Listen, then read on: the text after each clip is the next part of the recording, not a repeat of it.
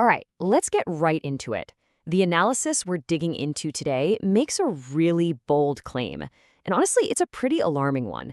It's all about what it calls the new axis of evil. So check this out. On February 4th, 2022, and get this, that's just 3 weeks before the invasion of Ukraine, Russia and China dropped a joint statement with this exact phrase. Now, the analysis we're looking at says, hey, this wasn't just your typical diplomatic fluff.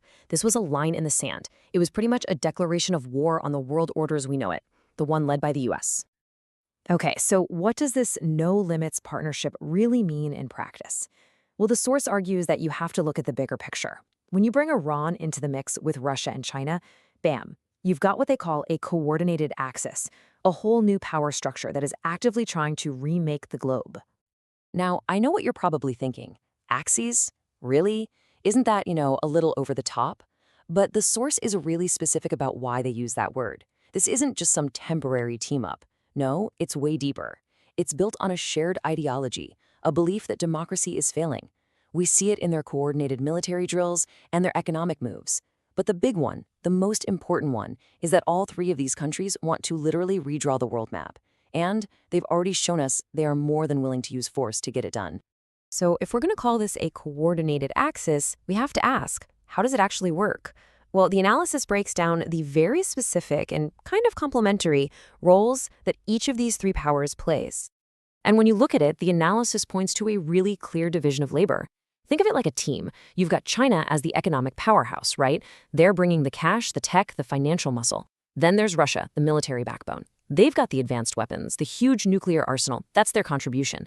And then you have Iran, playing the part of the regional disruptor. They use their proxy networks to light fires all over the Middle East, keeping America distracted and tied down. See?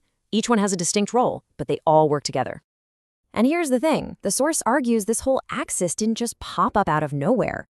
The warning signs were there for years, but maybe we just weren't connecting the dots. Think about it. Back in 2014, Russia annexes Crimea, and China, they basically give them a nod of approval. Then, 2015, Russia and Iran jump into Syria together.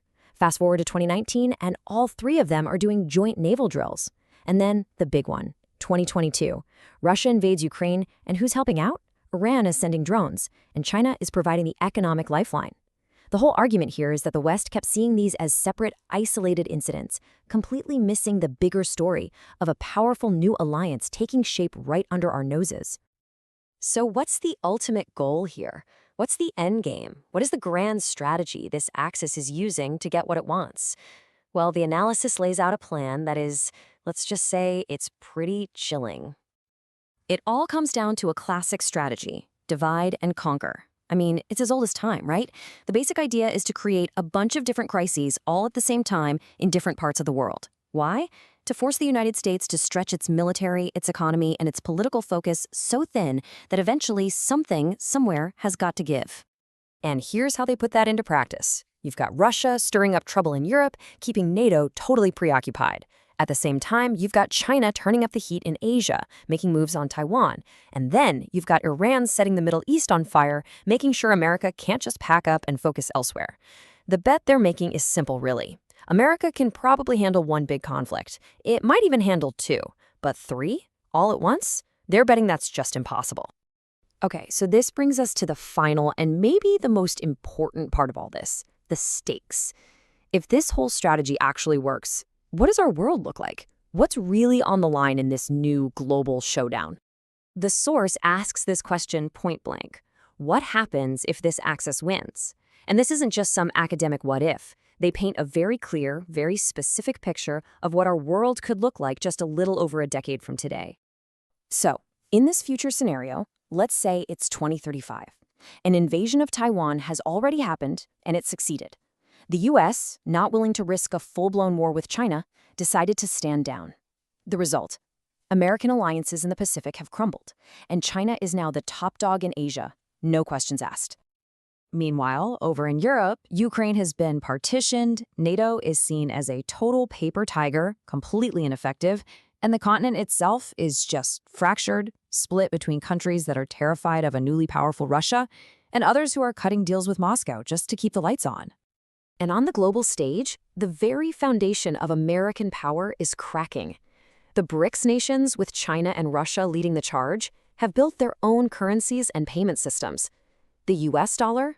It's not the undisputed king of the hill anymore, and that severely limits America's ability to influence the world through things like sanctions. But here's the point that really hits home. This isn't just some abstract geopolitical game. The source connects this directly to your life. A weaker dollar? That means your savings buy less. It means more inflation. All this global instability, that threatens your security, whether you're traveling or just here at home. And when authoritarianism is on the rise around the world, you better believe there's pressure to chip away at our own freedoms too.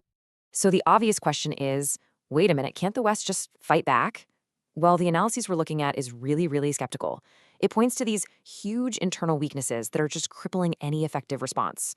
You've got political dysfunction so deep that long-term planning is basically impossible. You've got massive government debt that ties our hands financially. The public is just exhausted from decades of war. And our whole political system, it's built for short-term election cycles, not for the kind of long-game strategy that's needed here. And this quote from the source really just boils it all down. It says, the Axis has will. They're willing to accept economic pain, military casualties, and international isolation. And then it asks, is the West willing to match that commitment? See, it's not about who has more power or more money. The West is still incredibly powerful. It's about will. These Axis powers have shown they are willing to sacrifice everything for their goals. The real question is, are we? And really, that is the central dilemma this whole analysis leaves us hanging with. The West has the power to compete. The resources, the tech, the alliances, it's all still there. But, power is useless if you don't have the will to use it. And as this new map of the world is being drawn in real time, the biggest, most important question is whether the will to defend the old one is still there.